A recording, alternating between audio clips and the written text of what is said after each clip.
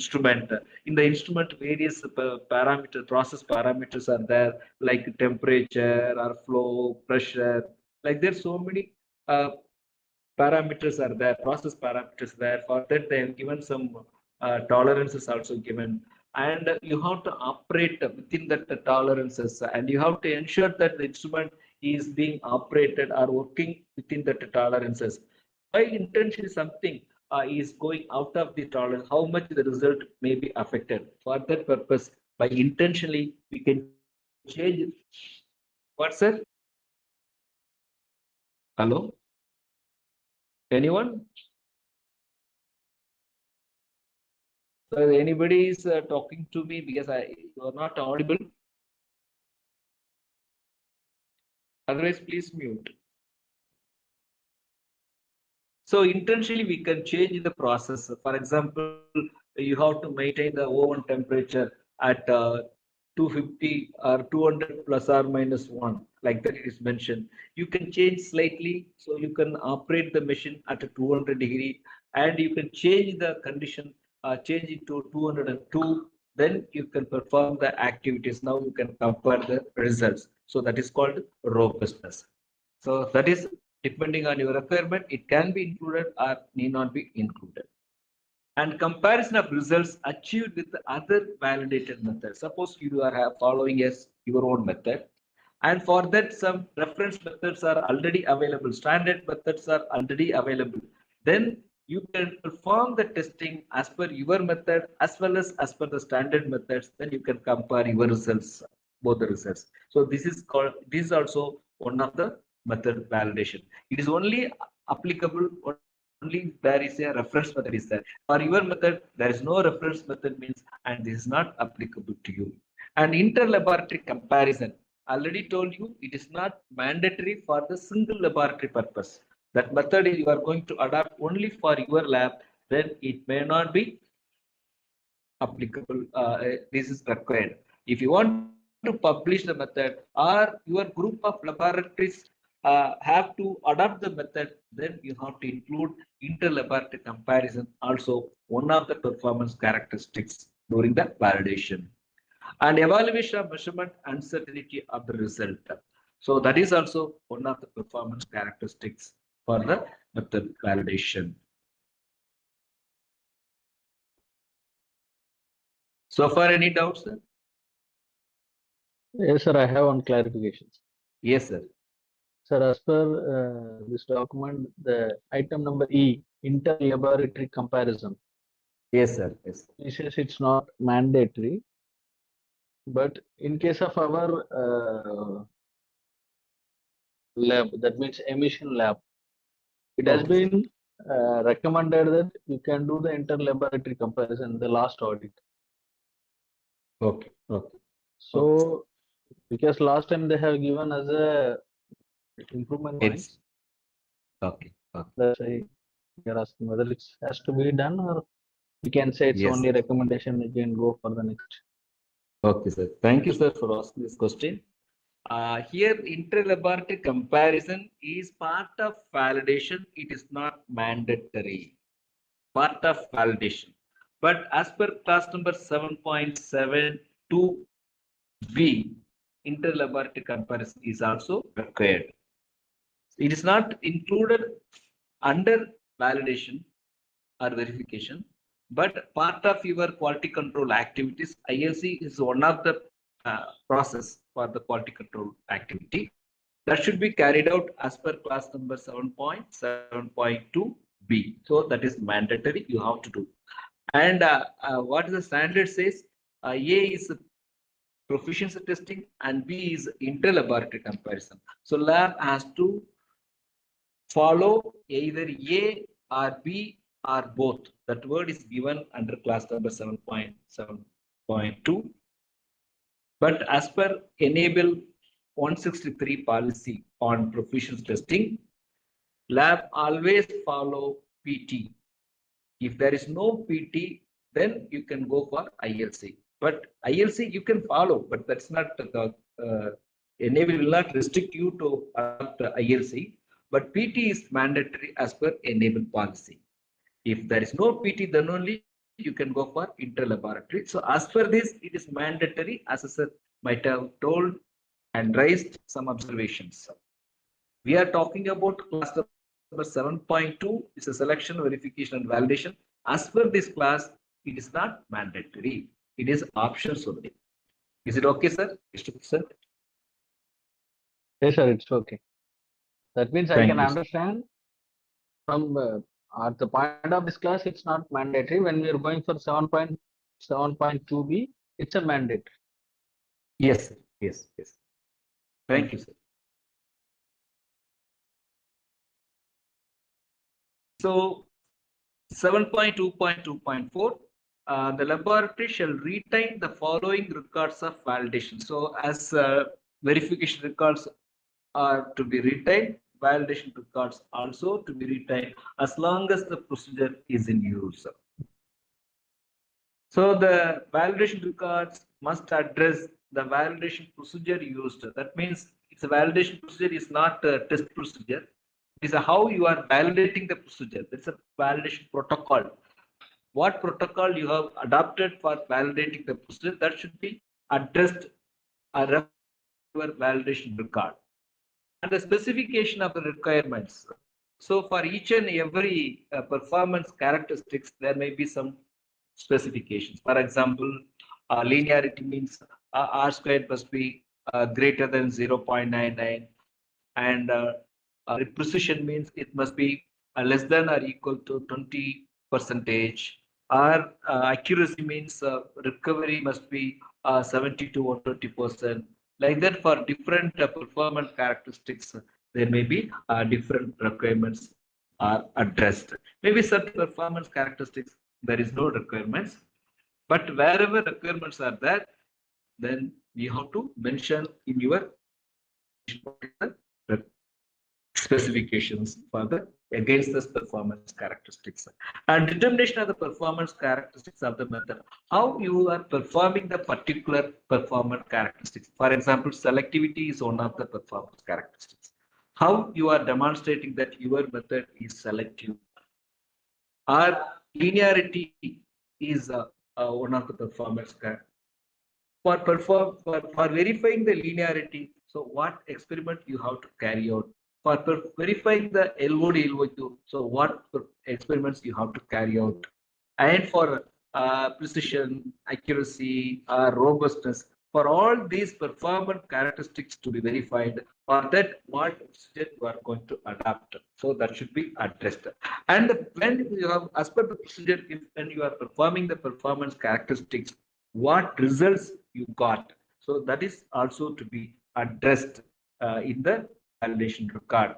And finally, the most important is the statement. That means the method is fit for the purpose. That is the fitness statement of the method. So that should be addressed. That is also part of the validation record. All these points must be addressed in the method validation records. So selection, verification, and validation of methods. So I'm summarizing that the class number 7.2, selection, verification, and validation of methods. So 7.2.1, selection and verification of method. 7.2.1.1, so lab must have appropriate methods and procedures for all the testing activities and other supporting activities.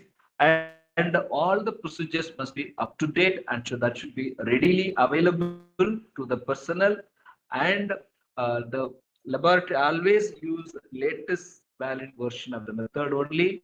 And for any reasons, if it is not possible, so you may adopt the absolute method also, as long as customer accepts. Then if customer has to specify the test method, if customer is not able to specify the test method, then laboratory can select any of the 4 methods that we have addressed, adopt, but it has to be agreed by the customer. And if the method means standard method means, and lab has to verify the laboratory machine, materials, system, and personnel are qualified to adopt the method in producing the correct result. And thus records must be retained as long as the procedure is in use, and it can re-verification. If If there is a change in the procedure, then we have to re-verify the procedure. And if we need method development and it is a planned activity and it should be assigned to a competent personnel provided with adequate resources. And periodically we have to review the method development process. If you feel that this may not fulfill the customer requirements, then the plan can be revised and the revision of the change in the plan must be reviewed and approved. Then only you can proceed. And deviations normally is not advisable. If any deviations from the standard test method, if you are performing, and it has to be documented and must be justified and authorized by the laboratory and accepted by the customer, then only you can perform, do the deviation from the methods. And in the case of validation of methods, other three type of methods are to be validated. And again, the revalidation, only the change in the method and the records are to be retained as long as the procedure is in use. So for validation or verification, there are so many performance characteristics are to be adopted as long as that is fulfilling as per the customer requirements. So you have to perform the adopt the various performance characteristics to verify are the validated methods. When you are verifying or validating, so you may include sampling or may not include sampling. It is up to you. But performance characteristics also as per customer requirements or regulatory requirements. So what are the things are there? It's a calibration or evaluation of bias, precision, and a systematic assessment of the factors influencing the result, and robustness, and comparison of results with reference method, and inter-laboratory comparison, and evaluation of measurement uncertainty. These are the various performance characteristics, and laboratory must retain the records of validation. That records must address the validation protocol adopted and the specification for each and every performance characteristics, how the performance characteristics are performed, and the results of performance characteristics obtained, and the statement of fitness. So all must be available in the part of validation records. Is it okay? Any doubt on this? Is it okay?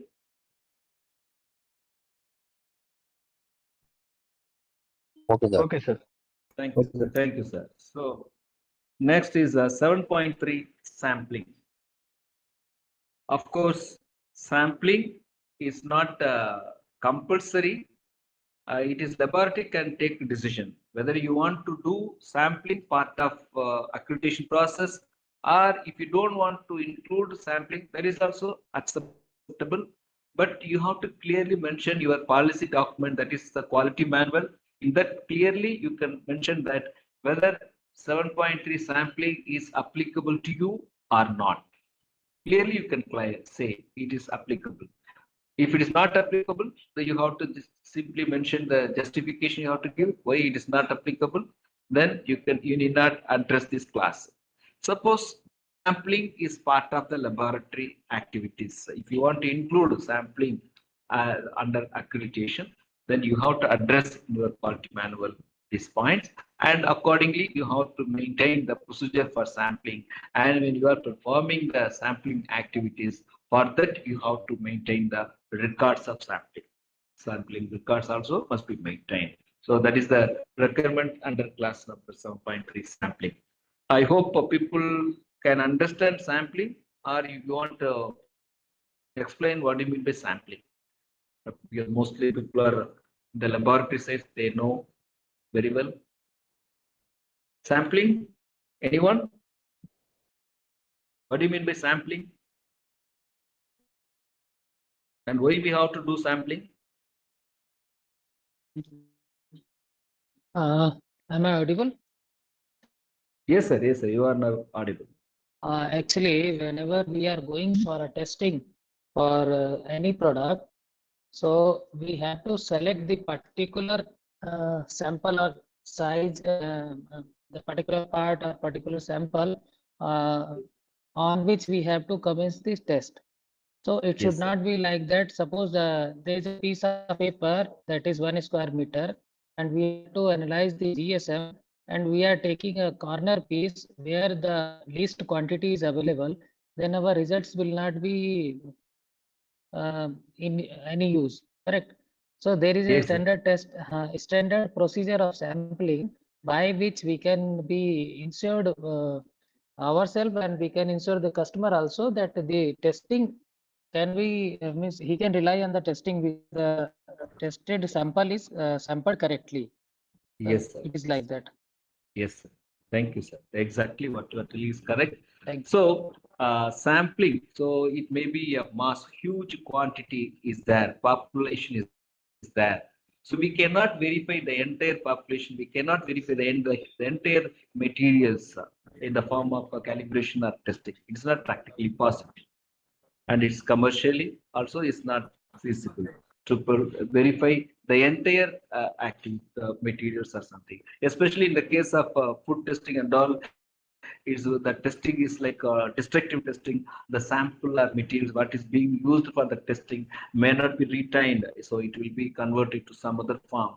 So that originality may not be maintained. Even for other mechanical testing or some other area, the originality, so it may be a non-destructive testing, and the originality of the material is be retained even after testing. Still, we cannot verify the entire production materials.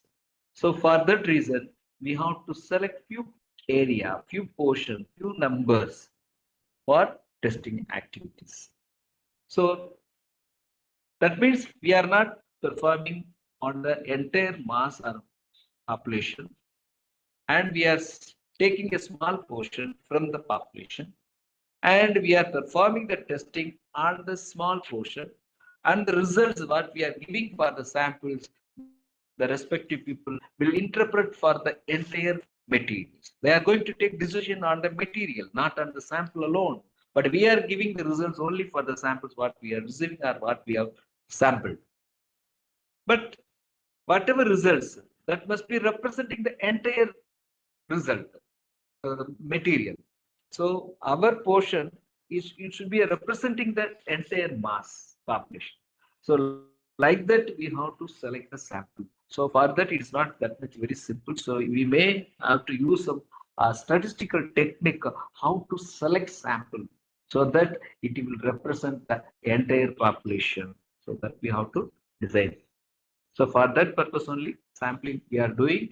So sampling may be done by the laboratory or done by customer also. If it is done by the customer, then we need not bother about so what sampling method they have adopted. That is not in our position because it is done by the customer. In our test report, we will give you a disclaimer that sampling done by customer. That is sufficient. Suppose sampling is done by the laboratory means, and for that laboratory must have the plan and procedure. So that should be available to the personnel who are performing the sampling. So that is the requirement as per class number 7.3. So the laboratory shall have the sampling plan and method when it carries out sampling for subsequent testing or calibration. The sampling method, that is what is available in the laboratory and to the personnel, must describe how they are going to select the sample or the sampling site. So that should be addressed, how they are to select. And the sampling plan, how that sampling plan means there are huge size of samples are there, maybe 10, 100 tons or 1,000 tons are there. So many bags of samples are there, packs of samples are there. So how they are going to take the sample, from which area they are going to take the sample. Suppose 100 metric tons of samples are there, how much sample quantity they are going to take as sample. 100 bags are there, how many bags they are going to open for sampling. So these are all some planning, there is some statistical things they have to adopt. So as per that, mostly the advisable sampling plan is the random manner. So whatever sampling technique that we are going to adopt, the customer may not understand. Suppose if they know our pattern of sampling, then they may smart enough and they will play accordingly. They may, there is a chance that we may be getting a wrong sampling. It may not be the actual representation of the actual entire material. So our sampling pattern was a random manner so that they cannot understand, they cannot predict our plan, but we can give plan and procedure to the customer. But how we are going to perform, that is mostly in the random manner. So that sampling plan must be addressed in the sampling procedure. And suppose after taking the samples, we may have to do some treatment like homogenization. So whatever entire samples that we have collected, we are not forwarding to the laboratory as laboratory sample. From that, we have take a small portion. Whatever we collected, from that we will take one small portion, and that for that small portion, maybe we have to do certain treatment at the site itself. So anything such things or preparation or treatment of sample is there, that is also to be addressed in the procedure. So the sampling procedure must address all these points. And the personnel who are performing the sampling activity, so there were maybe some data may be generated, those to be recorded as a sampling reports or sampling data sheet, whatever way you can call it. So that sampling records must be available. So along with the laboratory sample, the sampling records must be forwarded to the laboratory so that such some information from the sampling records may be used for the testing activities, or some information can be incorporated in the test report for the interpretation of the results. Certain informations are mandatory for the end users, so such informations must be incorporated or inserted in the test report. For that, all this information must be available on the sampling records. So in the sampling record, as per 7.3.3, so we have to mention the sampling method. So which sampling plan or method adopted for performing the particular sample. So that should be there. Maybe some few things are information are there, you can include in the sampling method. At least you have to include the reference to the sampling procedure and plan in the sampling record. And date and time of sampling, that is so critical, especially for perishable samples or environmental samples. These are all very critical. So with respect to date and time, the actual situation will be changed. There is a chance. So in that case, at what time you have done the and what date and which time you have done must be available on the sampling record. It is especially critical in the case of environmental samples. And data to identify and describe the sample. So the whatever samples that we have collected, some information most important to describe the sample. In the case of food samples, manufacturing samples means a batch number, drum number, sample material quantity, lot size, pack size, and how much sample you have taken. So these manufacturing date, sometimes expiry date if they want to include. So such information may be required. And in the case of environmental samples, the location map, location coordinates, and sometimes photograph, these are required especially for environmental samples. All are needed to describe or identify the sample and sampling site or sampling locations. So all these information must be available in the sampling record. And identification of the personnel performing sampling. Who has performed the sampling activity? It is not that anyone can perform the sampling activity. Only the approved, authorized samplers only can perform the activity, because its sampling is so critical. If the sampling is not properly done, so however highest level of quality you have for implementing for the testing activity, that is it's a waste. So if you are receiving the correct sample, then only your results may be correct. If your sample is wrong, then your result may not be useful for. So that's why whoever is performing the activity, that person must be a competent personnel and trained.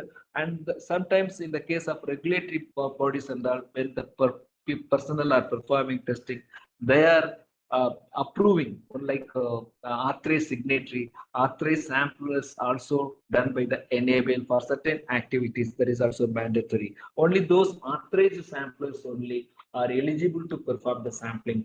So who has done the sampling must be available on the sampling records. And identification of the equipment used. Here also it's mostly for maybe for water and all, it may not be that much important. But in the case of environmental samples like sampling of air or stack emissions, they are using some sampling equipment like RDS or FPS. Some samplers instruments are there. There is some flow meter will be there. That is calibrated. Timer may be there. That must be calibrated because these informations are required to calculate or measure the sample volume. So these are all to be there so that which equipment is used, that should be available on the sampling record. So sometimes when the personnel are performing the testing activity, so they have to calculate the measurement uncertainty. For that, the calibration records of such equipments may be required for calculating the measurement uncertainty. That's why the identification of equipment must be available on the sampling data sheet. And environmental and transport conditions, especially for food samples and the perishable samples. These are all very critical. Certain samples are perishable. It can be deteriorated, spoiled. Certain samples are hygroscopic. Certain samples are light sensitive. So in that case, it must be addressed and proper environmental conditions must be maintained towards transport to the laboratory. So that is also must be addressed in the sampling data set. What is the conditions of the samples to be transported? That is also available in the sampling data sheet. And diagrams are other equal means to identify the sampling location when appropriate. That means for certain again, especially for environmental sampling, location is very important. Maybe for in the case of pollution, certain industries may be responsible for the pollution or may not be, maybe nearby industries are responsible for the pollution. Then they have to ensure that we are not polluting the atmosphere. So in that case, they have to do the sampling in the upstream as well as in the downstream with respect to the wind direction and all, so that they can ensure that the sample, the pollution, they are not responsible. Like that, they can claim. For that purpose, the diagram or all these things may be required for, and in that case, that should be available along with the sampling records. And deviations, additions to or exclusions from the sampling method and sampling plan, that is also to be addressed in the sampling data sheet if it is append. So this is all records must be there. Okay, so this 7.3 is completed, and I'm summarizing. So 7.3.1, laboratory must have the sampling plan and method, and the sampling procedure must describe how the samples and sites are selected, what sampling plan is adopted, and any preparation or treatment of sample is required, that should be addressed in the procedure. In the sampling records must be retained in the laboratory, and the sampling records must address the procedure adopted for sampling, date and time of sampling, the description of the sample, how many informations are required to describe the complete description of sample. All such information must be available on the record, and who performed the sampling activity and what equipment is being used, and the environmental and the transport conditions, and the sampling locations. Sometimes a diagram or photograph are required. Any deviations or additions or exclusions from the method is happened, that should be addressed in the records. Okay, so I think another 4 minutes only is there. So the remaining thing, so we can cover after the break. So we have covered as up to class number 7.3. The remaining classes will be covered in the afternoon session. So it is now time for the break. So before that, so anything want to be elaborated, whatever so we have discussed? Otherwise, yes, yes, sir. Thank you, sir. Thank you.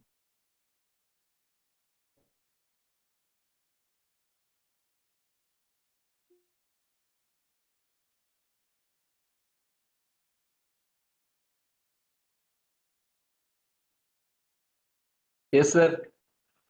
Sir, you want to say anything, sir, on this? And